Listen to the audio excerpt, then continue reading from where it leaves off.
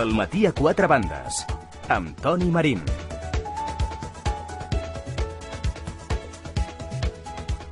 Les 11:06. Ens quedarem sense saber-ho. Si el Josep Lluís Carot Rovires anirà a votar o no, i sobretot com va ser la seva primera vegada.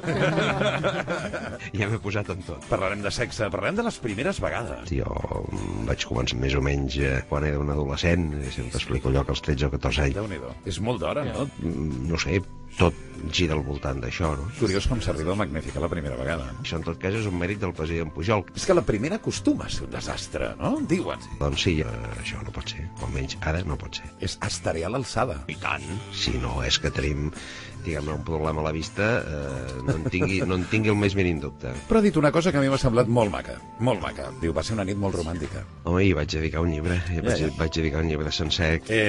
Aquesta unió, moltes vegades, del romanticisme, de la cita, de la persona, de la parella, afegida al tema romàntic. Això ho fa una mica millor, no? Sí, és cert. Ja. I és molt diferent conèixer una persona i que no t'importi a que coneguis una persona i t'importi. Segurament aquesta primera vegada guanya amb enters i ens porta una mica més a aquell punt de la innocència, no? Escolti, que ja som grandets i no ens mamem el dit. Senyor Carot Rovira, un plaer, de veritat. Moltíssimes gràcies per venir avui al nostre programa. Gràcies a vosaltres. Gràcies. Adéu, bon dia.